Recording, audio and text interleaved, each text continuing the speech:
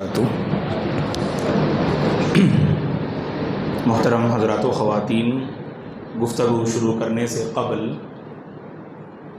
دو اعلانات آپ تمام کی خدمت میں، ایک دعا کی اپیل اور دوسرا اعلان تعاون کی گزارش۔ ایک محترمہ کافی بیمار ہیں، دل کا دورہ ایک جانب پڑا تو دوسری جانب ڈینگو کے مرض میں مبتلا ہیں، تو محترمہ کے خاندان والوں کی گزارش ہے احباب جماعت سے کہ محترمہ کے حق میں خصوصاً دعا کریں کہ اللہ تبارک و تعالی محترمہ کو شفاء عاجلہ کاملہ نصیب فرمائے۔ اللہ تبارک و تعالی ہر بیماری سے آپ کی حفاظت فرمائے، جلد از جلد پروردگار شفاء عاجلہ نصیب فرمائے، آمین۔ البسہ اللہ لباس الصحۃ والعافیہ لا بأس طہور انشاءاللہ۔ اور ہم میں سے جو بیمار ہیں، صحت کے معاملے کو لے کر پریشان ہیں، اللہ تبارک و تعالی تمام کو صحت اور عافیت والی زندگی نصیب فرمائے، آمین۔ تعاون کی گزارش ہے آپ تمام سے کہ سب سے پہلے ہم ذمہ داران مسجد کی جانب سے نیابت کرتے ہوئے آپ تمام احباب اور خواتین کا تہ دل سے شکریہ ادا کرتے ہیں کہ جنہوں نے مسجد کے تعاون میں جب بھی اعلان کیا جاتا ہے الحمدللہ ہاتھ بٹاتے ہیں اور آگے بڑھ کر اپنا مالی تعاون خصوصاً پیش کرتے ہیں۔ اور گزشتہ تقریباً 1 سال سے یہ اعلان آپ کی خدمت میں کیا جا رہا ہے کہ مسجد کے سامنے جو جگہ ہے تو خریداری کے سلسلے میں تو بہت سے احباب اور خواتین نے بڑھ چڑھ کے حصہ لیا، اور ذمہ داران احباب کی جانب سے ہم ان تمام کی خدمت میں شکریہ ادا کرتے ہیں اور دعا کرتے ہیں کہ اللہ تعالیٰ آپ کے اس مالی تعاون کو قبول فرمائے اور آپ کی زندگی میں برکت دے، آپ کے مال میں، اولاد میں، صحت میں اللہ تبارک و تعالیٰ برکت نصیب فرمائے۔ اور ان احباب سے ہم گزارش کرتے ہیں کہ جنہوں نے اس زمین کی خریداری میں اپنا نام الحمدللہ درج کروایا اور اپنا حصہ لینے کی انہوں نے خواہش ظاہر کی، ابھی رقم جمع نہیں کیے ہیں، تو ان احباب اور خواتین سے گزارش ہے کہ جلد از جلد ذمہ داران کی خدمت میں پہنچیں اور جو رقم آپ ادا کرنا چاہتے ہیں وہ رقم ادا کر دیجئے گا۔ اور جیسا کہ آپ جانتے ہیں کہ اس زمین کی 1 اسکوائر فٹ کی جو قیمت ہے وہ 2800 روپیے ہے۔ چاہے تو آپ ایک اسکوائر فٹ میں آپ شریک ہو سکتے ہیں یا آدھے میں شریک ہو سکتے ہیں، تو بہرحال جیسے بھی ہے یہ مسجد کے لیے جگہ خریداری اس کی کی جا رہی ہے، تو آگے بڑھیے گا اور اس مبارک عمل میں حصہ لیجیے گا۔ اللہ تبارک و تعالی آپ تمام کے اس کار خیر کو قبول فرمائے اور آپ کے مالی مسائل کو اللہ تبارک و تعالی حل فرمائے، آسان فرمائے۔ عورتوں سے بھی ہم خصوصاً گزارش کرتے ہیں کہ ان میں سے 2-3 خواتین آگے بڑھیں، اور جو خواتین اس میں حصہ لینا چاہتے ہیں تو ان سے وہ مالی تعاون حاصل کر لیں اور ذمہ دار تک پہنچا دیں۔ بارک اللہ فیکن۔ الحمد للہ رب العالمین والعاقبۃ للمتقین والصلاة والسلام علی رسولہ الامین وعلی آلہ وصحبہ اجمعین ومن تبعہ بإحسان الی یوم الدین، اما بعد، فاعوذ باللہ من الشیطان الرجیم۔ ومن آیاتہ ان خلق لکم من انفسکم ازواجا لتسکنوا الیہا وجعل بینکم مودۃ ورحمہ ان فی ذلک لآیات لقوم یتفکرون۔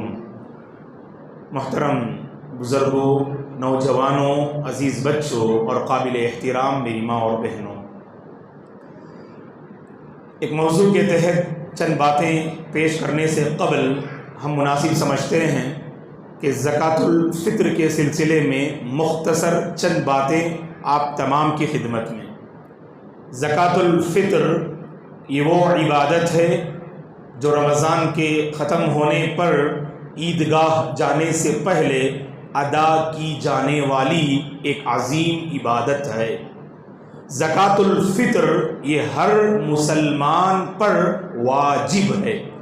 ہر مسلمان، مرد، عورت، آزاد، غلام اور بچے پر یہ زکوٰۃ الفطر واجب ہے۔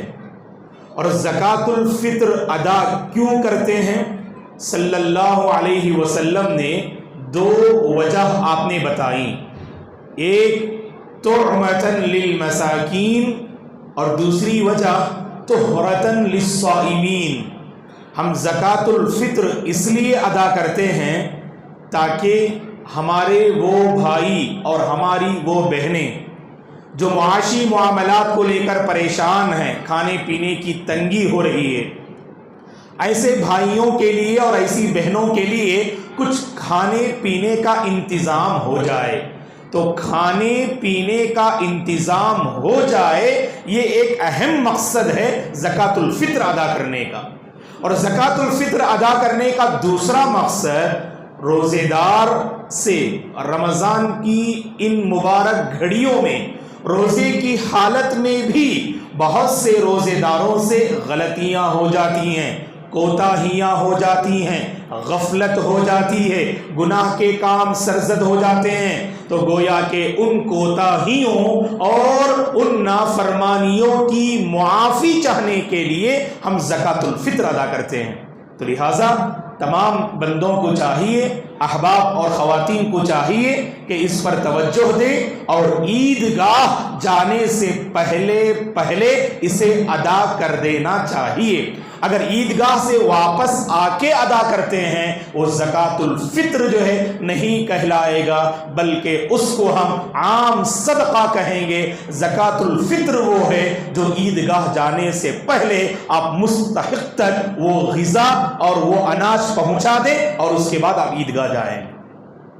اور عیدگاہ سے پہلے یا دوسرے الفاظ میں کیا ہم رمضان کے آخری دنوں میں کیا زکوٰۃ الفطر ادا کر سکتے ہیں؟ ابن عمر رضی اللہ عنہما اور بعض جو ہے دیگر صحابہ کا یہ عمل ہمیں نظر آتا ہے کہ رمضان کے بالکل آخر میں ابھی 1 یا 2 دن باقی ہوں رمضان کے ختم ہونے کے لیے تو تب ادا کیا کرتے تھے۔ تو گویا کہ آپ کیا کر سکتے ہیں، یعنی اتوار کی شام یعنی کل کی شام یا پیر منگل انشاءاللہ آپ زکوٰۃ الفطر مستحقین تک پہنچا سکتے ہیں۔ آپ تو گویا کہ عید سے 1 یا 2 دن پہلے بھی آپ ادا کر سکتے ہیں، لیکن اس کا جو اصل وقت ہے وہ عیدگاہ جانے سے پہلے ادا کر دینا چاہیے۔ سہولت کی خاطر آپ پیر کے دن یا منگل کے دن آپ اگر ادا کرنا چاہتے ہیں تو ادا کر سکتے ہیں۔ اب اس میں ایک مسئلہ ہے کہ بچوں پر بھی یہ زکوٰۃ الفطر واجب ہے۔ تو ماں کے پیٹ میں اگر بچہ ہو تو کیا اس کی زکوٰۃ نکالیں گے آپ؟ اہل علم نے کہا کہ ماں کے پیٹ میں اگر بچہ ہے تو اس کی زکوٰۃ ادا کرنے کی ضرورت نہیں ہے، واجب نہیں ہے۔ لیکن اگر بچے کی ولادت رمضان کے آخری دن سورج غروب ہونے سے پہلے اگر بچہ پیدا ہو جائے تو اس بچے کی زکوٰۃ نکالنا واجب ہے۔ اگر غروب آفتاب کے بعد اگر بچے کی ولادت ہوتی ہے تو اس میں تھوڑا سا علماء کے درمیان اختلاف ہے، لیکن اکثر علماء نے اس موقف کو راجح قرار دیا کہ موٹی بات ذہن میں رکھیے، اگر آخری دن رمضان کا آخری دن اگر سورج غروب ہونے سے پہلے بچہ پیدا ہو جائے تو اس کی زکوٰۃ نکالنی ہے۔ اگر سورج غروب ہونے کے بعد اگر بچہ پیدا ہو تو پھر اس کی زکوٰۃ نکالنا ضروری نہیں، اگر ماں باپ نکالنا چاہتے ہیں تو نکال سکتے ہیں۔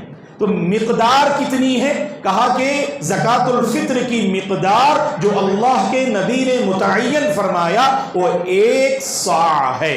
1 صاع کا مطلب یہ وہ پیمانہ ہے جو اللہ کے نبی کے زمانے میں استعمال کیا کرتے تھے۔ آج بھی ہمارے پاس کچھ پیمانے ہوتے ہیں جس سے آپ جو ہے چاول اور گھر میں دال وغیرہ جو ہے عموماً کیا کرتے، ان پیمانوں سے آپ جو ہے نکالا کرتے ہیں۔ جیسے ہمارے یہاں پر سیر کہتے ہیں، ہے کہ نہیں؟ الگ الگ جو ہے یعنی علاقے میں الگ الگ یعنی لوگ ان پیمانوں کو استعمال کرتے ہیں۔ اللہ کے نبی کے زمانے میں یہ 2 اہم مشہور پیمانے تھے، ایک صاع اور ایک مد۔ اسی لیے اللہ کے نبی نے دعا فرمایا کہ ابراہیم علیہ السلام نے مکے کے حق میں آپ نے دعا فرمائی اور میں مدینے کے حق میں دعا کرتا ہوں، یہ کہہ کر اللہ کے نبی نے دعا فرمائی، اللہم بارک لنا فی صاعنا وبارک لنا فی مدنا۔ اے اللہ ہمارے صاع میں اور ہمارے مد میں تو برکت عطا فرما۔ تو سبحان اللہ، وہاں پر پریکٹیکل لائف میں دیکھتے ہیں مدنی زندگی جنہوں نے گزاری ہے، غیر معمولی برکت الحمدللہ وہاں کے گھروں میں نظر آتی ہے، کیونکہ یہ اللہ کے نبی کی دعا کا نتیجہ ہے کہ اللہ کے نبی نے وہاں کے مد اور سا میں برکت کی دعائیں فرمائی۔ یہ سا اور مد کیا ہے؟ 4 مد 1 سا کے برابر ہے، 4 مد 1 سا کے برابر ہے۔ اور 1 سا کی مقدار کتنی ہے؟ تو بعض علماء نے کہا کہ 1 سا یعنی موجودہ کلو گرام کے اعتبار سے 2 کلو، اور بعض علماء نے کہا کہ 2.5 کلو، اور بعض علماء نے کہا کہ تقریباً 3 کلو۔ تو اس میں سے جو درمیانی قول ہے 2.5 کلو، اکثر علماء نے اسے اختیار کیا خاص کر زکوٰۃ الفطر کی ادائیگی میں، تو گویا کہ 1 سا کی مقدار ہوئی 2.5 کلو۔ تو آپ جو اناج اور غلہ گھر میں استعمال کرتے ہیں تو وہی آپ جو ہے ادا کریں گے زکوٰۃ الفطر میں۔ جو کوالٹی والا چاول آپ استعمال کر رہے ہیں، مثلا 1 کلو چاول جو آپ استعمال کر رہے ہیں اگر اس کی قیمت 120 روپے ہے تو وہی چاول آپ زکوٰۃ الفطر میں نکالیں گے۔ اگر آپ جو ہے راشن کا چاول استعمال کر رہے ہیں اور راشن میں مفت جو ہے آپ کو چاول دے رہے ہیں تو وہی چاول دیجئے گا۔ جو چاول آپ استعمال کرتے ہیں، وہ جو اناج آپ استعمال کرتے ہیں، وہی اناج آپ غریبوں میں تقسیم کریں گے۔ اور ہر فرد گویا کہ پر ہیڈ 2.5 کلو کے اعتبار سے اگر آپ کے گھر میں 5 افراد ہیں تو گویا کہ 12.5 کلو آپ اناج غریبوں میں جا کے تقسیم کریں گے۔ ایک مشہور مسئلہ ہے، لوگ عموماً سوال کرتے ہیں زکوٰۃ الفطر کے سلسلے میں، کیا زکوٰۃ الفطر میں مولانا کیا اناج ہی دینا ہے یا قیمت بھی دے سکتے ہیں؟ مشہور مسئلہ ہے، لوگ پوچھتے ہیں۔ دیکھیں میں 2 ہی باتیں آپ کی خدمت میں پیش کروں گا اور اس سے آپ کو اندازہ ہو جائے گا۔ سب سے پہلی بات یہ ہے، اصل سنت مسنون یہی ہے کہ آپ زکوٰۃ الفطر میں آپ اناج ہی نکالیں، پیسے ہرگز نہ نکالیں۔ کیوں؟ آپ اللہ کے نبی کی پوری زندگی پڑھیے، اللہ کے نبی نے زکوٰۃ الفطر کے حوالے سے جہاں جہاں آپ نے تعلیم دی، واللہ کہیں آپ نے درہم و دینار کا ذکر نہیں کیا بلکہ آپ نے اناج ہی کا ذکر کیا، تو اناج ہی آپ کو دینا چاہیے۔ احمد بن حنبل رحمۃ اللہ علیہ بڑے مشہور عالم دین ہیں، امام اہل السنہ والجماعہ آپ کو کہا جاتا ہے، اہل السنہ والجماعہ کے امام ہیں امام احمد بن حنبل رحمۃ اللہ علیہ۔ تو یہ دراصل ابو داؤد رحمۃ اللہ علیہ جو صاحب السنن ہیں، جنہوں نے ابو داؤد نامی ایک بہترین حدیث کی کتاب لکھی، سنن ابی داؤد نامی، تو اس کتاب کے جو لکھنے والے مؤلف ہیں تو یہ شاگرد ہیں اور احمد بن حنبل رحمۃ اللہ علیہ استاذ ہیں۔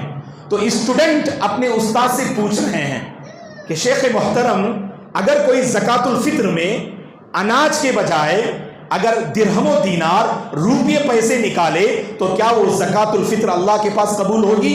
تو کیا بہترین جواب دیا احمد بن حنبل رحمۃ اللہ علیہ نے، کہا کہ خلاف سنت ہونے کی وجہ سے اگر کوئی بندہ زکوٰۃ الفطر میں اناج کے بجائے اگر پیسے نکال رہا ہے وہ اللہ کے پاس قبول نہ ہو، کیونکہ یہ خلاف سنت ہے۔ اور ہر عبادت کی قبولیت کے لیے 2 بنیادی کنڈیشنز ہیں۔ پہلی شرط کیا ہے؟ اس میں اخلاص ہو، ریاکاری کے ساتھ آپ جو بھی کام کریں اللہ کے پاس ہرگز قبول نہیں ہوگا۔ شو آف، لوگ جو ہے کیا کرتے ہیں، نیک کام کر رہے ہیں لوگوں کو دکھانے کے لیے، اپنی برتری جتانے کے لیے، کہا کہ نہیں، ایسے اعمال اللہ تبارک و تعالی ہرگز قبول نہیں فرمائیں گے جو اعمال اخلاص سے خالی ہوں۔ وہی اعمال اللہ کے نزدیک مقبول ہیں جو اخلاص کے ساتھ آپ کرتے ہیں۔ اور دوسری اہم کنڈیشن کیا ہے؟ آپ سنت رسول کی روشنی میں ادا کیجیے، ورنہ پورا اخلاص ہے آپ کے پاس، لیکن اگر اللہ کے نبی کا بتایا ہوا اگر طریقہ نہ ہونا، واللہ وہ عمل اللہ کے پاس قبول نہیں ہوگا۔ اور اللہ کے نبی نے ہر عمل کے بارے میں بتایا، عبادت کے بارے میں، اسے کیسے انجام دینا چاہیے، کس ڈھنگ سے انجام دینا چاہیے۔ تو یہاں پر سنت یہی ہے کہ آپ اناج ادا کریں، قیمت نہ نکالیں۔ ایک سوال میرا جس کے ذریعے سے اپنی گفتگو ہم ختم کرتے ہیں اور اصل جو موضوع میں ہم داخل ہوتے ہیں۔ دیکھیے، ایک بندہ عبداللہ ہے اور ایک عبد الرحمن ہے، غور سے سنیے۔ عبداللہ اناج دے رہے ہیں اور عبد الرحمن پیسے دے رہے ہیں۔ میں آپ سے پوچھ رہا ہوں کہ دونوں میں سے کسے 100% اطمینان ہے کہ میری یہ عبادت قبول ہوئی؟ عبداللہ کو یا عبد الرحمن کو؟ عبداللہ کو اطمینان ہے، یہاں شک نہیں ہے ہمیں۔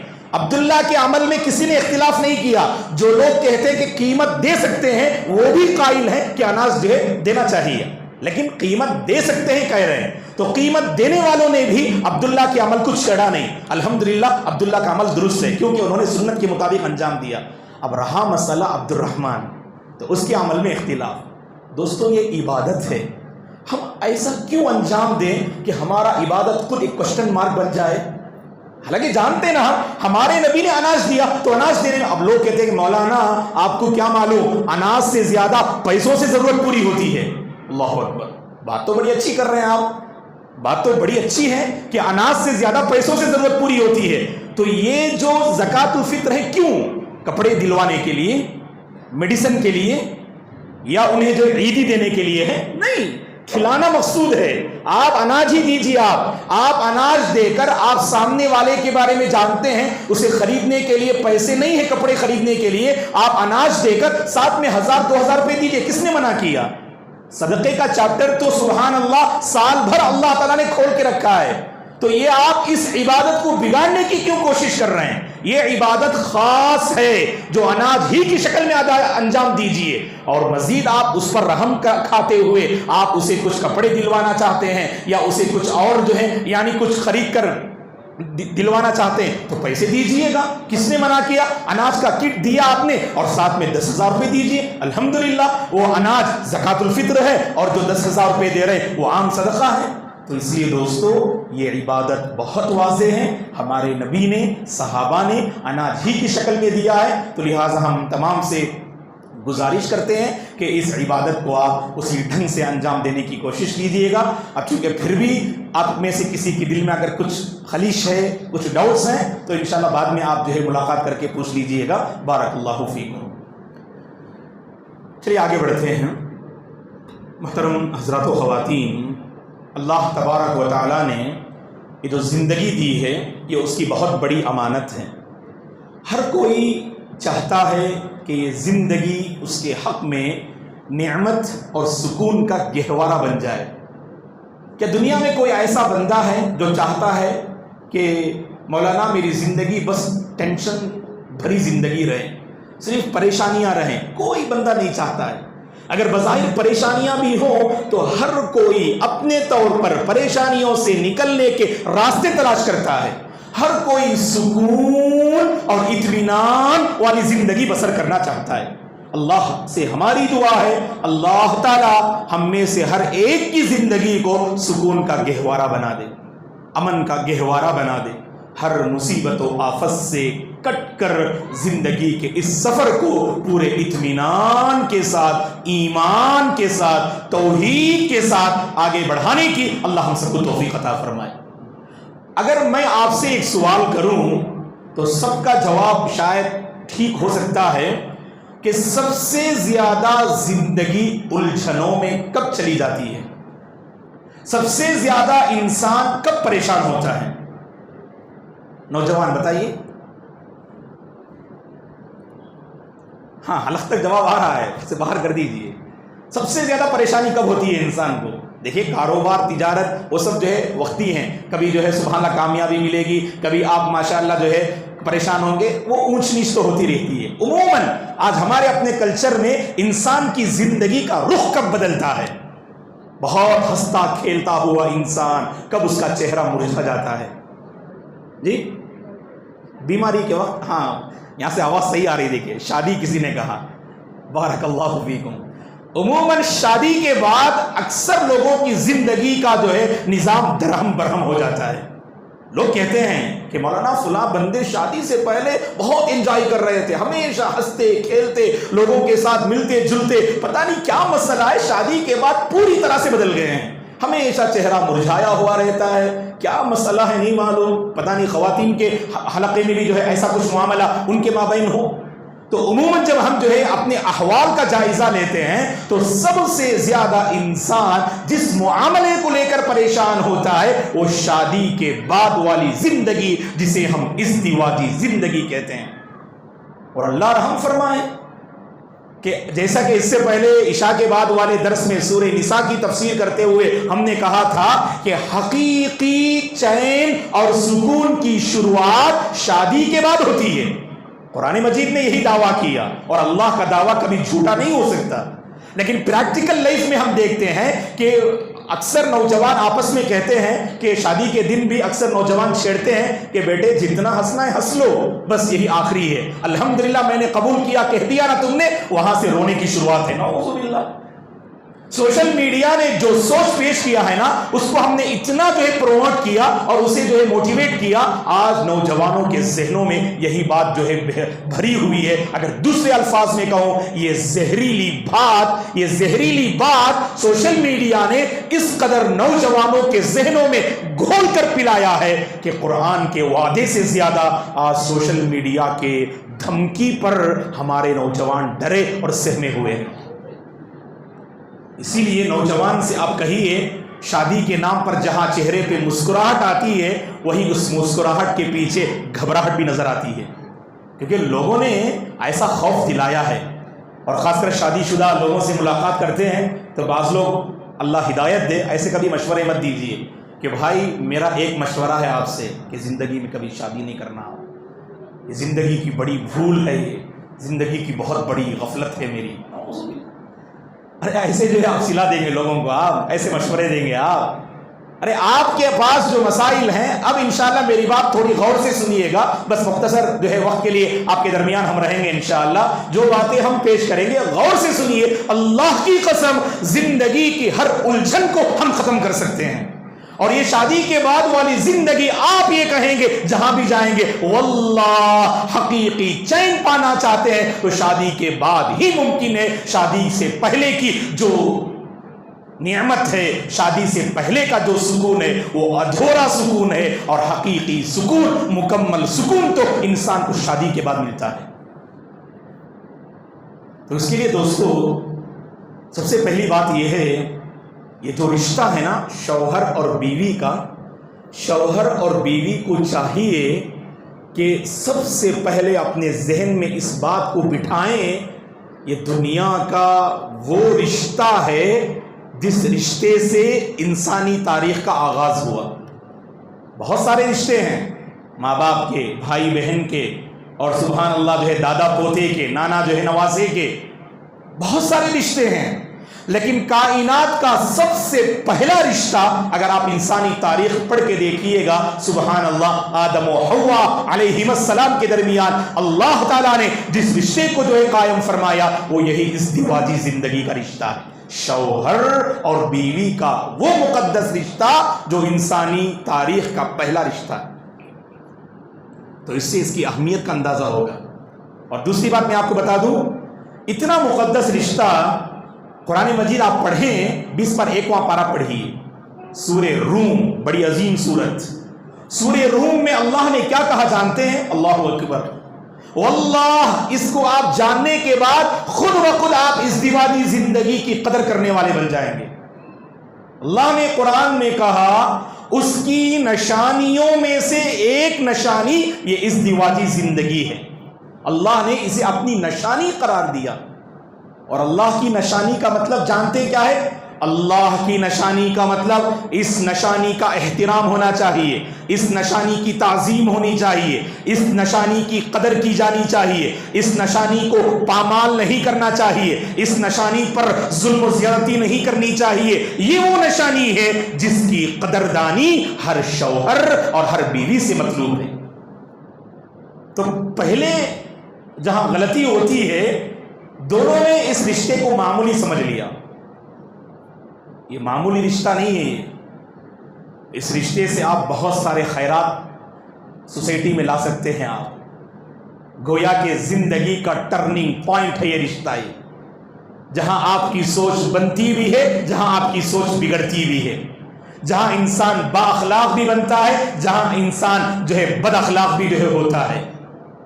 جس انداز سے آپ نے اس رشتے کو سمجھا تو اس رشتے نے آپ کی سوچ کو ویسے ڈھالا. تو اس لیے سب سے پہلے اس رشتے کی قدر کرنے والے بنے آپ. شوہر اس رشتے کا احترام کرے اور بیوی اس رشتے کا احترام کرے. اور دوسری بات کہ شوہر اور بیوی ایک دوسرے کی عزت کرنے والے ہوں. ہمارے عموماً تصور کیا جانتے ہیں کہ بیوی شوہر کی عزت کرے، لیکن شوہر جیسے چاہے اس کو بلائے، جیسے چاہے اس کے ساتھ سلوک کرے. ایک عجیب تصور ہے نا کہ بیوی کا مطلب آپ اسے عزت مت دیجئے گا. کہیں پر لوگ تعجب کرتے ہیں، آپ کس کا نام لے رہے ہیں؟ آپ اتنے احترام سے بیوی کا؟ ارے بیوی کا نام اتنے احترام سے لیا جاتا ہے؟ ارے یہ تو اوروں کی سوچ ہے. اوروں کے پاس بیوی کو غلام اور باندی سمجھتے ہیں، اور شریعت نے عورت کا مقام اتنا اونچا کیا سبحان اللہ کہ عورت کو عزت دینا شریعت نے سکھایا. آپ اللہ کے نبی کی زندگی پڑھ کر دیکھیے کہ آپ کی 11 ازواج مطہرات تھی اور بیک وقت 9 ازواج مطہرات کے ساتھ اللہ کے نبی نے زندگی بسر فرمائی، کیونکہ 2 بیویاں آپ کی زندگی ہی میں انتقال کر گئیں. اور اس سے پہلے میں نے پوچھا تھا وہ کون ہیں 2؟ مائے خدیجہ رضی اللہ عنہا اور دوسری جی اللہ کے نبی کی زندگی میں آپ کی بیویوں میں سے جن 2 بیویوں کا انتقال ہوا ان میں سے ایک مائے خدیجہ، دوسری بیوی کون؟ بارک اللہ فیک جی ام سلمہ، نہیں سودا بنت زمعہ نہیں.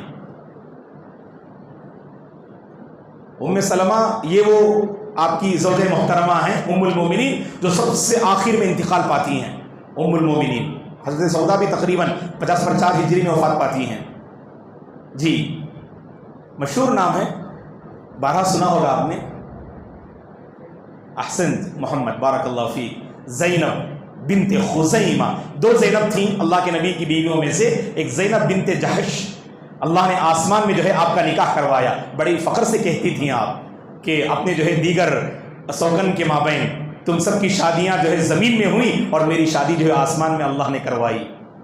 سورہ احزاب میں اللہ نے اس شادی کا جو ذکر فرمایا ہے کہ نہیں؟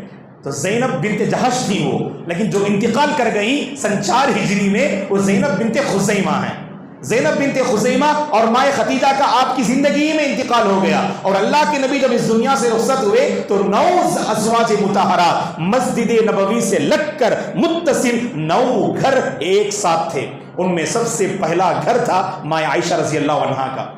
اسی لیے آپ دیکھتے ہیں جہاں اللہ کے نبی وفات پائے وہ مائے عائشہ رضی اللہ عنہا کا کمرہ تھا، اور اللہ کے نبی کا وہ کمرہ اور آپ کا جو منبر ہے اس کے درمیان ہی کی جگہ کو ہم کیا کہتے ہیں؟ روضہ کہتے ہیں، من ریاض الجنہ، جنت کے باغوں میں سے ایک باغ. اور جو مدینہ زیارت کرتے ہیں مسجد نبوی جاتے ہیں تو وہاں پر دیکھیں گے ہرا میٹ بچھا ہوا رہے گا، وہ اس بات کی نشانی ہے کہ وہ روضہ ہے. اللہ کے نبی نے اسے جنت کا ایک باغ قرار دیا. وہاں عبادت کرنا مسنون اور مشروع ہے الحمدللہ. اللہ سے ہماری دعا ہے اللہ تعالیٰ مسجد نبوی کی زیارت ہم سب کو نصیب فرمائے، حرمین شریفین کی، عمرہ کی اور حج کی سعادت سے اللہ ہم سب کو مالا مال فرمائے، آمین. تو 9 ازواج مطہرات سے اللہ کے نبی نے سبحان اللہ زندگی بسر کی. آپ دیکھ لیجئے گا اللہ کے نبی صلی اللہ علیہ وسلم کس قدر جو ہے احترام کیا کرتے تھے اپنی ازواج مطہرات کا. کہیں پر ایک واقعہ بھی آپ کو نظر نہیں آئے گا جس میں اللہ کے نبی صلی اللہ علیہ وسلم نے نازیبا اور نامناسب الفاظ اپنی بیویوں کے حق میں آپ نے کہا ہو. تو مطلب یہ ہے کہ احترام کا تعلق آپ کے نکلنے والے الفاظ سے بھی ہے. آپ الفاظ سے سامنے والے کے دل کو جیت سکتے ہیں. الفاظ خود آپ نعوذ باللہ عجیب استعمال کر رہے ہیں، جو عموماً جو ہے گندے الفاظ ہوتے یا بازاری قسم کی زبان ہوتی وہ استعمال کر رہے ہیں، اور پھر چاہتے کہ پوری طرح سے دل سے آپ کی بیوی آپ کا احترام کرے. پہلے آپ احترام کیجیے. عموماً یہ بات ہم کیوں کہہ رہے ہیں؟ اگر خواتین اگر عزت نہیں کرتی ہے یہ بھی بالکل غلط ہے. عورتوں کو بھی چاہیے وہ اپنے شوہر کا احترام کرے، دل سے قدر کرے اور دل سے ان کی عزت کرے. یہ ہر عورت پہ لازم ہے. اور وہیں پر مرد حضرات کی بھی یہ ذمہ داری ہے کہ عورت کو عزت کی نگاہ سے دیکھیں. آپ کی نگاہ بتائے گی جب آپ کی نظر آپ کی بیوی پہ پڑتی ہے آپ کس قدر ان کا احترام کریں. احترام کیجیے گا دوستو. احترام سے محبتیں بڑھتی ہیں. احترام سے دل جو ہے آپ جو ہے موہ لے سکتے ہیں. احترام سے مسائل کا خاتمہ ہوتا ہے. احترام سے ہمارے بہت سارے پرابلمز جو ہے مٹی میں جو ہے ختم ہو جائیں گے، دفن ہو جائیں گے. تو اسی لیے احترام کرنا سیکھیے. اور ایک اہم بات جانتے ہیں، شوہر اور بیوی کو چاہیے کہ ایک دوسرے کے جذبات کو سمجھنے والے ہیں. جذبات کا مطلب ہر انسان کی کچھ جائز خواہشات ہوتی ہیں. مثلا ان کے آرام کا ایک وقت ہوگا، ان کے کام کا ایک وقت ہوگا. آرام کے وقت میں کام پر مجبور کر رہے ہیں آپ, یا عبادت کا وقت ہے آپ انہیں کسی اور رخ پر موڑ رہے ہیں. آپ گویا کہ آپ نے جذبات کو سمجھا نہیں. آپ نے تو جذبات کا مطلب فیلنگز, تو ہر انسان کی فیلنگز عموماً ہمارے پاس تصور کیا ہے, معاف کیجئے گا یہ کھل کر ہم کہہ رہے ہیں کہ صرف مرد حضرات کی فیلنگ ہوتی ہے. فیلنگز کا نام جو ہے یعنی مرد حضرات سمجھتے ہیں کہ میری فیلنگز جو ہے نا یہ عورت باقاعدہ اس کو سمجھے. عورت کی فیلنگز کا کیا, عورت کی بھی فیلنگز ہوتی ہیں نا, وہ بھی انسان ہے, انسانیت ہے. انسان سمجھیے پہلے آپ, جب انسان سمجھیں گے نا تو انسانیت وہاں آئے گی. اور ہر انسان میں انسانیت ہوتی ہے اور فیلنگز بھی ہوتے ہیں. تو آپ اگر فیلنگز کی قدر کریں تو وہ آپ کی جو ہے قدر کریں گے. تو یہاں پر ٹکراؤ ہوتا ہے دوستو, ہم جذبات اور فیلنگ کو سمجھتے نہیں اور پھر کہتے ہیں کہ مولانا میری بیوی بہت نافرمانی کرتی ہیں, بار بار جو ہے ماں کے پاس چلی جاتی ہیں. ارے آپ ان کی قدر کیجئے, ان کی فیلنگ کو سمجھیے تو نتیجے میں وہ بھی آپ کی فیلنگ کو سمجھیں گی. اس معنی میں کہ آپ کو ضرورت ہے, آپ کی ماں چاہتی ہے کہ وہ آپ کے ساتھ رہیں کیونکہ بیمار ہیں, اور بیماری کے موقع پر ساتھ رہنا ہر کوئی چاہتا ہے.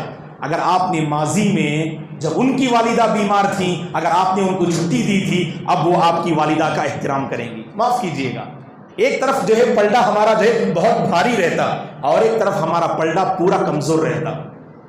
جیسے آپ چاہتے ہیں کہ آپ کی والدہ کی خدمت آپ کی بیوی کریں, کیا ان کی والدہ نہیں چاہیں گی کہ بیماری کے اس موقع پر جو ہے بچی ان کے ساتھ رہیں؟ یہ بالکل عام لاجک ہے یہ. لیکن اس معاملے میں بہت سارے لوگ کیا ہے, نہیں یہ ایسا ہو نہیں سکتا. جانتے ہیں آپ کہاں ہیں, آپ سسرال میں ہیں آپ, اور سسرال میں ہونے کا مطلب کیا ہے کہ آپ ایسی چھٹی نہیں ملے گی. کیا گویا کہ نعوذ باللہ سسرال کیا کوئی کالج ہے یا کوئی مطلب اسکول ہے جہاں کے رولز اور ریگولیشن ہیں, اور آپ نعوذ باللہ فیلنگز کو سمجھے بغیر آپ ان پر ظلم پہ ظلم کیے جا رہے ہیں؟ نہیں دوستو, ایک دوسرے پہ رحم کیجئے, واللہ ہمارے سارے پرابلم سالو ہو جائیں گے. ہر جگہ سختی مت کیجئے, اور سختی ہر مسئلے کا علاج نہیں ہے. آپ جہاں سامنے والے کو سمجھیں گے نا واللہ آپ پر اپنی جان نچھاور کر دے گی وہ, کیونکہ صحیح معنی میں سسرال والوں نے بہو کی قدر نہیں کی ہے. اگر بہو کی قدر کرنے والے بن جائیں تو بہو اپنے سسرال پر اپنی جان نچھاور کرنے کے لیے تک تیار ہو جائے گی, کیونکہ ہر عورت کی زندگی میں سب سے جو مقدس رشتہ ہے وہ شوہر کا رشتہ ہے, اور شوہر کا رشتہ ہونا بھی چاہیے, کیونکہ اللہ کے نبی نے فرمایا اس شریعت میں سجدہ کرنے کی گنجائش نہیں ہے کسی کے حق میں. اگر سجدہ کرنے کی گنجائش ہوتی تو میں بیوی کو حکم دیتا وہ شوہر کے حق میں جو ہے سجدہ کرے. اللہ اکبر, اتنا عظیم مقام ہے شوہر کا. اسی لیے نفل روزے بھی شوہر کی اجازت کے بغیر بیوی رکھ نہیں سکتی ہے. نفل روزے رکھنے کے لیے شوہر کی اجازت ضروری ہے. ہو سکتا ہے کہ شوہر ملنا چاہیں, ملاقات کرنا چاہیں اور روزے سے ہو تو یہ رکاوٹ بن جائے گی, تو کہیں شوہر کے جذبات کو ٹھیس نہ پہنچے. شریعت نے اتنا لحاظ رکھا کہ اگر نفل روزے رکھنا چاہتی ہے تو شوہر کی اجازت لینا ضروری ہے. تو یہاں پر دیکھیے گا سبحان اللہ, شریعت نے جو تعلیم دی ہے نا ایک دوسرے کے حق میں, تو جذبات کو سمجھنے والے بنے. تو میں خاص کر یہاں پر جذبات کی بات اگر آتی ہے تو میں مرد حضرات سے اور تمام ساس محترمات سے اور سسرال والوں سے ہم گزارش کریں گے کہ اپنے بہو کی فیلنگز کو سمجھیں, ان کے جذبات کو سمجھیں. اگر آپ انہیں راحت اور جو ہے سکون فراہم کریں واللہ اس کے بدلے وہ آپ کے حق میں باعث سکون ثابت ہوں گے, آپ کے حق میں وہ باعث تسلی ثابت ہوں گے انشاءاللہ. تو ایک دوسرے کے جذبات کو سمجھنا. اور ایک اہم بات جانتے ہیں دوستوں, جو ہم ذکر کرنے جا رہے ہیں اس میں بڑی آج کمی پائی جا رہی ہے. وہ کیا ہے جانتے ہیں, شوہر اور بیوی کو چاہیے کہ صحیح معنی میں ایک دوسرے سے سچی محبت کرنے والے ہوں. اور یاد رکھیے کہ اس ازدواجی زندگی کی بنیاد کس پر رکھنی چاہیے معلوم, محبت پر رکھنی چاہیے. محبت پر رکھیے گا. اور خود اللہ نے قرآن میں کہا, بہت سارے لوگ سوال کرتے مولانا شادی کے بعد سکون کیسے, تسلی کیسے ہم پائیں گے؟ شادی کے بعد سکون اور تسلی پانے کے لیے آپ سچی محبت دیجئے گا. اللہ کا یہ وعدہ ہے, اللہ قرآن میں فرماتے ہیں اگر تمہارے درمیان اگر سچی محبت اور الفت قائم ہوگی اس کا رزلٹ یہ ہوگا کہ تم دونوں پرسکون زندگی بسر کرو گے. وَجَعَلَ بَيْنَكُمْ مَوَدَّةً وَرَحْمَةً, یہ اللہ نے قرآن میں کہا کہ شوہر اور بیوی میں اگر سچی محبت آ جائے نا تو رزلٹ کیا ہے کہ دونوں پرسکون ہوں گے. آج بتائیے محبت کی بات کرتے ہیں تو شادی کے بعد ایک مدت تک شوہر بیوی سے محبت اور بیوی شوہر سے محبت کرتی ہے، اور ایک زمانہ گزر جاتا ہے تو ہماری محبتیں بھی پرانی ہو جاتی ہیں، اور ایسا لگتا ہے کہ جو پہلے بہت وقت دیا کرتے تھے، محبت بھرے الفاظ آپ استعمال کیا کرتے تھے، اب وہ سارے الفاظ ختم ہو گئے. دیکھیں دوستو، ہر نوجوان لڑکے اور لڑکی کو چاہیے شادی کے بعد ہماری عصمتیں اور ہماری عزتیں محفوظ تو ہوتی ہیں، لیکن سوشل میڈیا نے ثابت کر دیا کہ شادی شدہ لوگوں کی عصمتیں اور عزتیں بھی اس نے داغدار کر دیا.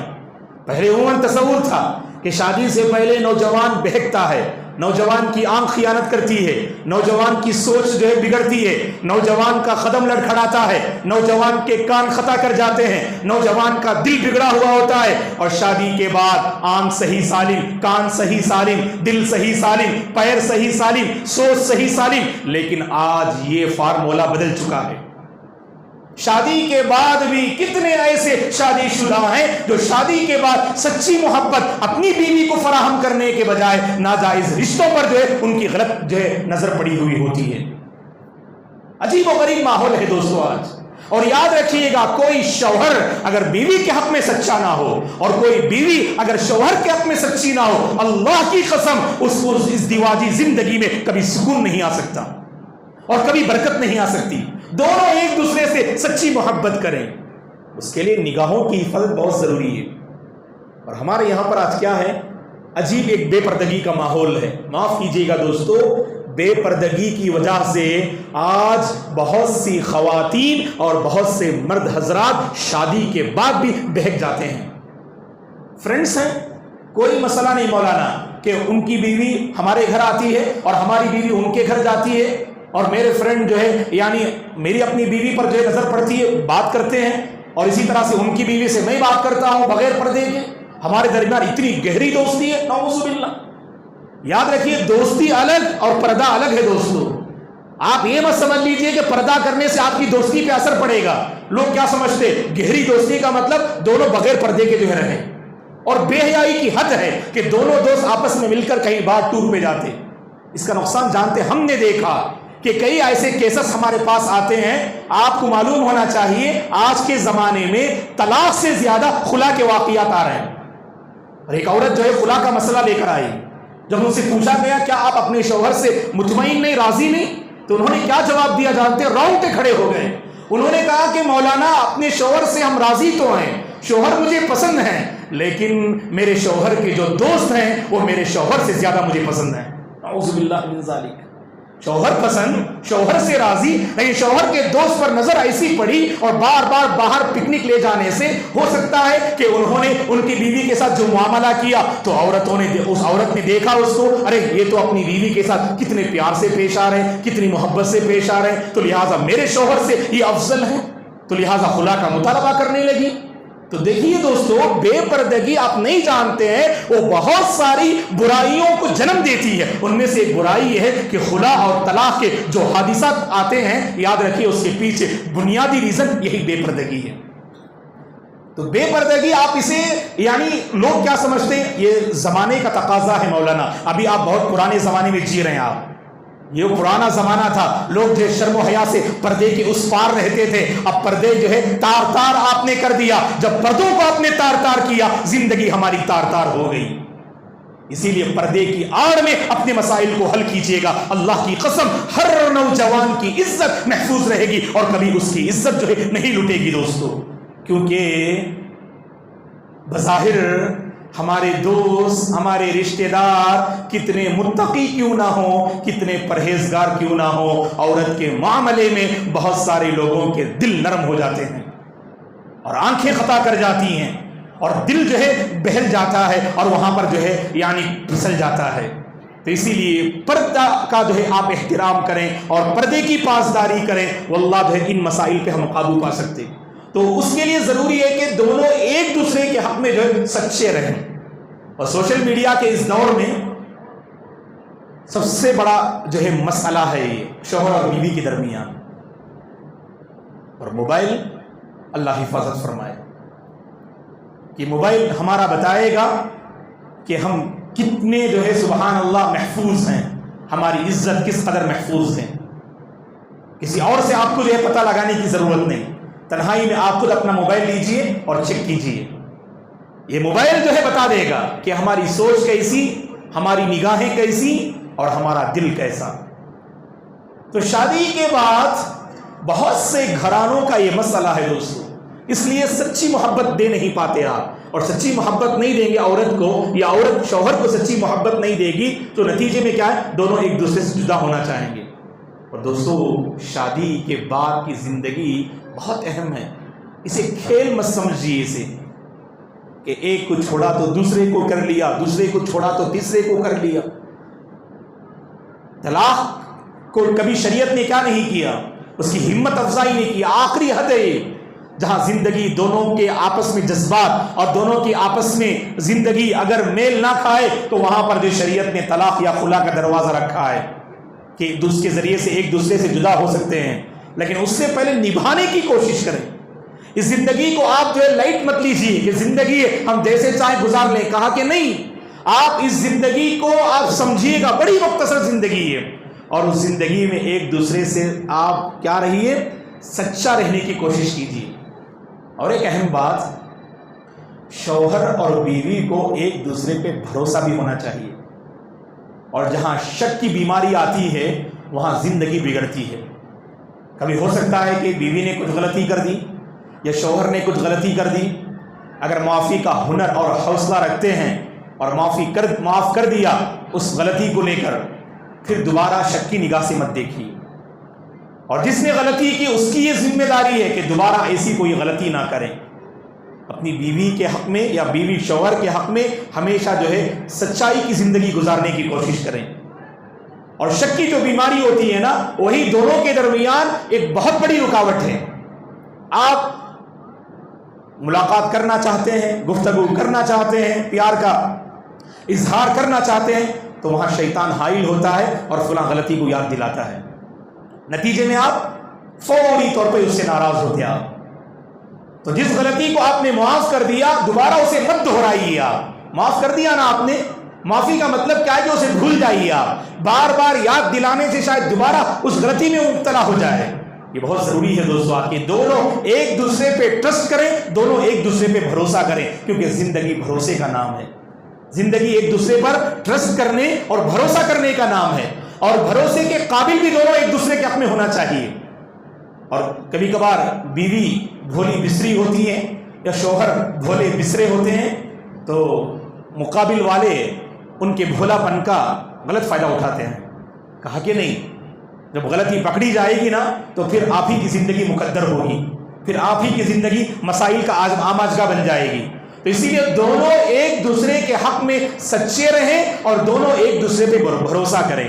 اور ایک اہم بات، شوہر اور بیوی کو چاہیے کہ دونوں ایک دوسرے کے حق میں لباس ثابت ہوں۔ قرآن نے کیا کہا، ہن لباس لکم وانتم لباس لہن، شوہر بیوی کے حق میں لباس اور بیوی شوہر کے حق میں لباس۔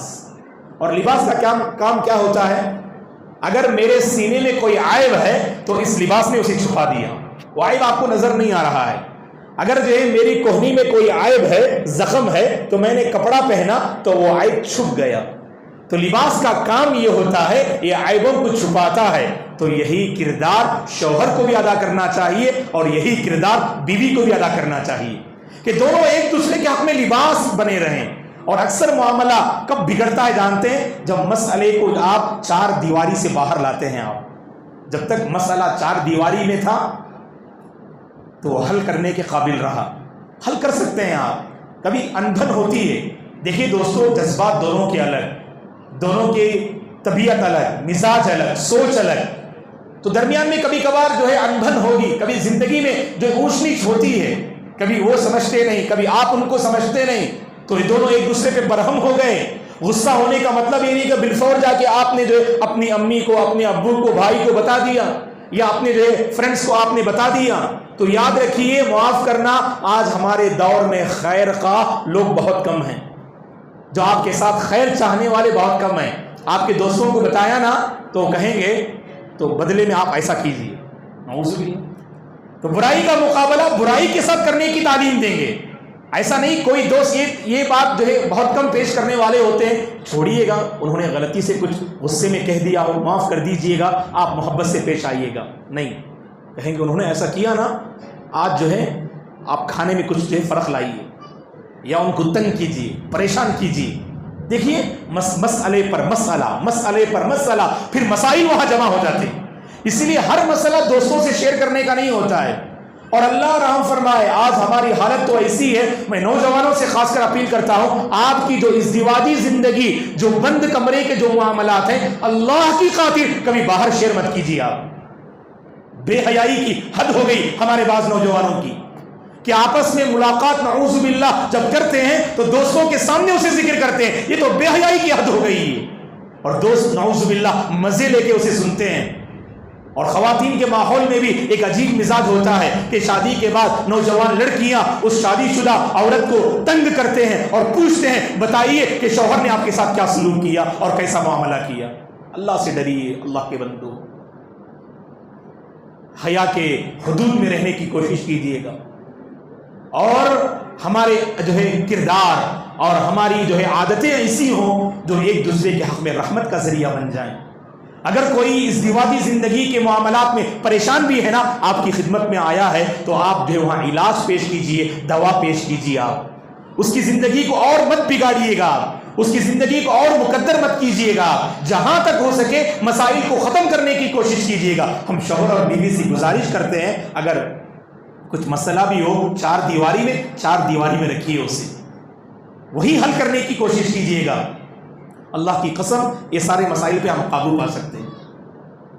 اب یہاں ایک اہم معاملہ ہوتا ہے کہ ہمارے اپنے جو سسرال کا جو معاملہ ہوتا ہے تو اس میں ایک دوسرے کی قدر کرنے والے بہت کم لوگ ہوتے ہیں۔ ایک بات سمجھ لیں دوستو، سب سے پہلے اگر ہم یعنی عورت کے حوالے سے اگر ہم کہیں تو ہر مرد کے رشتہ داروں پر یہ لازم ہے کہ آپ کے گھر جو مہمان جو بہو کی شکل میں آئے ہیں تو ان کی عزت کرنے والے اور ان کی قدر کرنے والے بنے۔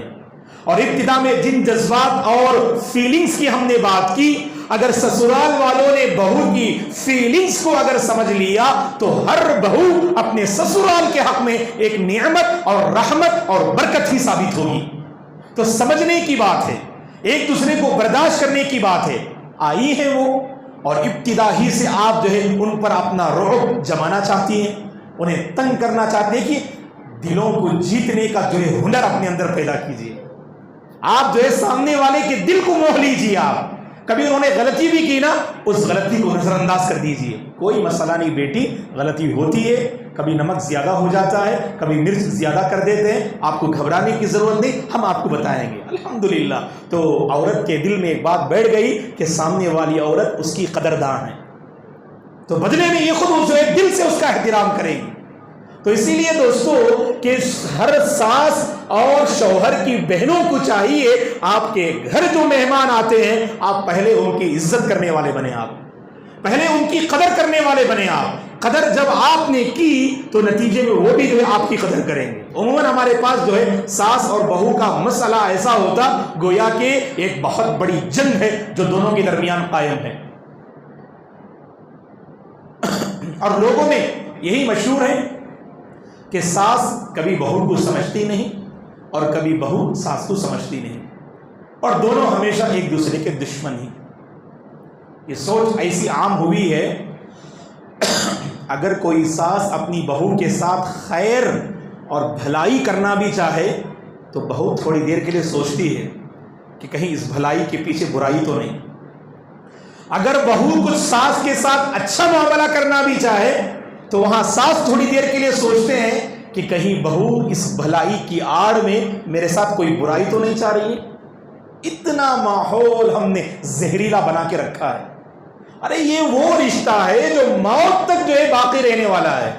ایسا نہیں کہ کوئی مہمان ہے جو ایک ہفتہ 10 دن میں چلے جائیں گے، ہفتہ 10 دن کی بات ہے، اب جیسی بھی رہ لیں بعد میں تو مسائل ختم ہو جائیں گے، ایسا نہیں ہے نا۔ آپ کے ساتھ رہتے ہیں، جب تک جو ہے گھر والے اس گھر کی فرد کو اگر عورت کو نہ سمجھے تو بتائیے سمجھے گا کون؟ کیا پڑوسن سمجھیں گے؟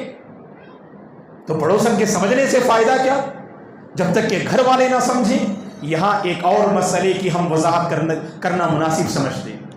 اکثر ہوتا یہ ہے کہ ساس کو اور ننند کو ہم عموماً جو ہے نصیحت کرتے ہیں، اور حالات کچھ ایسے بنے ہوئے ہیں بعض گھروں کے کہ ہماری بہو جو کردار ادا کرنا چاہیے وہ کردار ادا نہیں کرتی۔ پہلا سوال بہو کا، مولانا ساس کی خدمت کرنا ضروری کیا بولیے آپ؟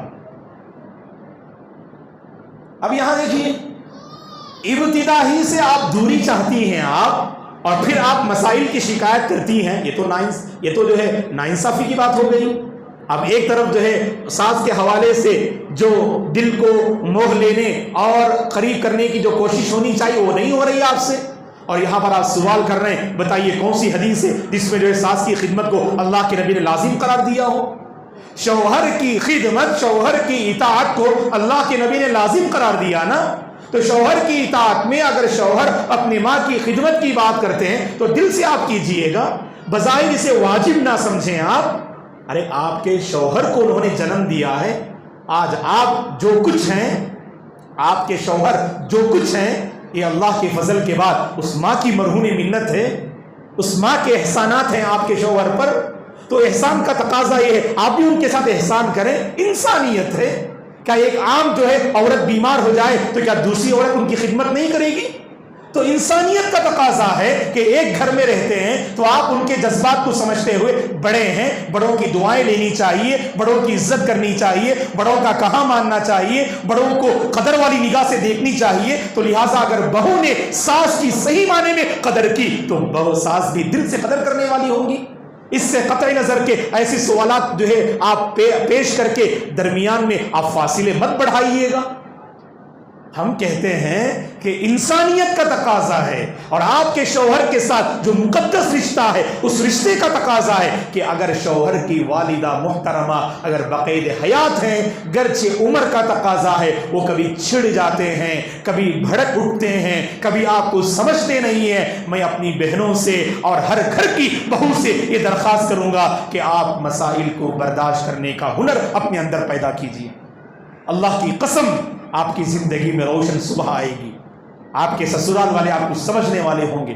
ابتدا ہی میں ایک دوسرے پر وار کرنے کی ضرورت نہیں ہے، ابتدا ہی میں ایک دوسرے پر بھڑک اٹھنے کی ضرورت نہیں ہے۔ ایک دوسرے پہ بھڑک اٹھتے ہیں، نتیجے میں ہوتا کیا ہے کہ نعوذ باللہ کہ دوریاں ہمیشہ دوریاں بن کے رہ جاتی ہیں دوستوں۔ تو ایک دوسرے کو سمجھنے والے بنے۔ تو جیسے میں نے کہا کہ ساس اور شوہر کا یہ کردار ہونا چاہیے۔ اگر بیوی اپنی ماں کے یہاں جانا چاہتی ہے، کچھ وہاں پروگرام ہے، فنکشن ہے، یا کچھ وہاں پر جو ہے والدہ یا بہن بیمار ہے، ابو بیمار ہے، آپ بھیجیے گا۔ جیسے آپ سمجھتے ہیں آپ کے گھر میں رہتے ہوئے خدمت کرنا واجب ہے، ویسے ان کے گھر میں رہ کر ان کی خدمت کرنا بھی واجب ہے۔ شادی کے بعد ماں باپ کی خدمت عورت پہ ختم نہیں ہوتی ہے، یہ ذہن میں بٹھائیے گا۔ ماں باپ کی خدمت ہر بچے پر اور ہر بچی پہ لازم۔ کبھی کبھار رحم و کرم کرنے کا معاملہ ہوتا ہے کہ ماں باپ کی 3 بچیاں اور تینوں کی شادیاں ہو گئی اور تینوں اپنے سسرال چلے گئے، ابو بیمار اور امی بیمار، دونوں محتاج خدمت، دونوں محتاج خدمت، اور خدمت کے لیے کوئی تیار نہیں۔ ایک بیٹی ابراڈ میں رہتی ہے، آ نہیں سکتی، اور دوسری بیٹی ادر اسٹیٹ میں رہتی ہے، وہ نہیں آ سکتی، اور تیسری بیٹی قریب رہتی ہے تو سسرال والے تنگ کرتے ہیں۔ آپ کی دیگر 2 بہنیں بھی ہیں نا، ان پر بھی حق ہے نا، پھر آپ کیوں اکیلی جاتی ہیں؟ سمجھیے تھوڑا، وہ باہر ہیں کیسے آ سکتے، اور ایک ادر اسٹیٹ میں ہیں۔ یہ مقابلے کا وقت نہیں ہے، یہ ایک دوسرے سے جو ہے یعنی ایک دوسرے کو کھینچنے کا وقت نہیں ہے، یہ ایک دوسرے پر رحم کرنے کا وقت ہے۔ واللہ دوستو، ہم چاہتے ہیں اس دیواتی زندگی کے پرابلمز ختم ہوں، انسانیت ہر ایک کے اندر آنی چاہیے۔ اگر انسانیت آ جائے نا، شوہر کے اندر بھی انسانیت ہو، بیوی کے اندر بھی انسانیت ہو، ساس کے اندر بھی انسانیت ہو، سسر کے اندر بھی انسانیت ہو، ننند کے اندر بھی انسانیت ہو، اور گھر کے ہر فرد میں انسانیت ہو، اللہ کی قسم اس دیواتی زندگی کا ہر پرابلم حل ہوگا۔ سب ایک دوسرے کو سمجھنے والے بن، یہ رشتے بنتے سمجھنے کے لیے۔ ہمیشہ ایک دوسرے کو پکڑنے کے لیے نہیں. ایسا معاملہ ہے جو اللہ حفاظت فرمائے کہ قوم عاد قوم ہود کا یہ معاملہ تھا. وَإِذَا بَطَشْتُمْ بَطَشْتُمْ جَبَّارِينَ. یہ قوم ہود کی صفت ہے، جب کسی پر گرفت کرتے تو بڑی سخت گرفت کرتے. نہ ہی ساس پر سخت گرفت ہو اور نہ ہی بہو پر سخت گرفت ہو، نہ شوہر پہ گرفت ہو اور نہ ہی بیوی پہ سخت گرفت ہو. ایک دوسرے کو اگر سمجھنے والے ہو جائیں تو زندگی کے ایسے بہت سارے مسائل ہم آسانی کے ساتھ ہم حل کر سکتے ہیں دوستوں. اور اس میں سب سے اہم کردار، جیسا کہ ہم نے شروع میں کہا، شوہر اور بیوی کا کردار ہوتا ہے. گھر والے سمجھنے کی کوشش کریں یا نہ کریں، اگر شوہر اپنی بیوی کو نہ سمجھے اور بیوی اپنے شوہر کو نہ سمجھے تو باہر کے لوگ لاکھ سمجھانے کی کوشش کریں، دونوں کے درمیان حقیقی الفت، حقیقی سکون اور حقیقی چین قائم نہیں ہو سکتا. تو اسی لیے دوستوں، میری اپنی گفتگو کا خلاصہ یہ ہے کہ اللہ تبارک و تعالیٰ اس دیواتی زندگی کے جو مسائل ہیں، اللہ تعالیٰ ان مسائل کا خاتمہ فرمائے. دونوں ایک دوسرے کو سمجھنے والے، ایک دوسرے کی قدر کرنے والے، ایک دوسرے کی فیلنگز کو سمجھنے والے بن جائیں اور آپسی مسائل کو عفو درگزر کے ساتھ حل کرنے والے بن جائیں. ہم عفو درگزر کے ساتھ حل کرنے والے بن جائیں، ایک دوسرے کو ہم معاف کرنے والے، ایک دوسرے کو برداشت کرنے والے، ایک دوسرے پر اپنی محبت نچھاور کرنے والے، ایک دوسرے پر بھروسہ کرنے والے اور ایک دوسرے کا خیال رکھنے والے ہم بن جائیں تو یقیناً شوہر کی زندگی بھی پرسکون، عورت کی زندگی بھی پرسکون. اگر دونوں کی زندگی پرسکون ہو تو شوہر باہر کی ذمہ داریاں صحیح ڈھنگ سے ادا کر سکتا، اللہ کی بندگی صحیح طور پہ بجا لا سکتا، اور عورت بھی اللہ کی فرما بردار بندی ہو سکتی ہے.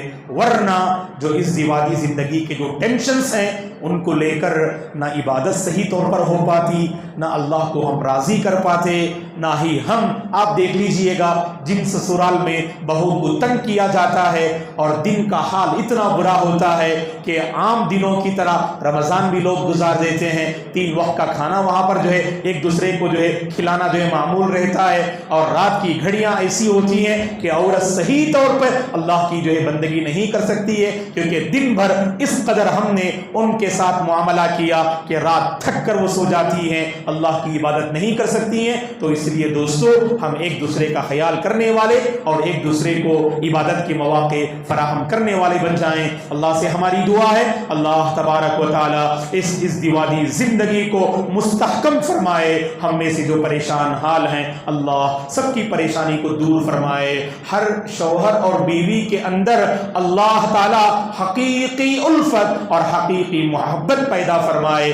دونوں ایک دوسرے کو سمجھنے والے بن جائیں، دونوں ایک دوسرے پر اپنا سب کچھ نچھاور کرنے والے بن جائیں. اللہ تبارک و تعالی بہو کو اس بات کی توفیق عطا فرمائے وہ سسرال کے حق میں نعمت بن جائے، اور سسرال والوں کو اللہ اس بات کی توفیق عطا فرمائے وہ بہو کے قدرداں بن جائیں، وہ بہو کی عزت کرنے والے بن جائیں. اللہ تبارک و تعالی ہم میں سے وہ لوگ جو بے اولاد ہیں اللہ انہیں نیک اولاد سے مالا مال فرمائے. ہمارے بچوں کو اللہ نیک بنائے، دیندار بنائے. اللہ تبارک و تعالی جب تک ہمیں اس دنیا میں باقی رکھے اس کے دین پر باقی رکھے اور اس کی مرضی پہ باقی رکھے، اور اسی کی مرضی پر اللہ تعالی ہم سب کو خاتمہ نصیب فرمائے. آمین. اقول قولی ھذا واستغفر اللہ لی ولکم ولسائر المسلمین من کل ذنب فاستغفروہ انہ هو الغفور الرحیم.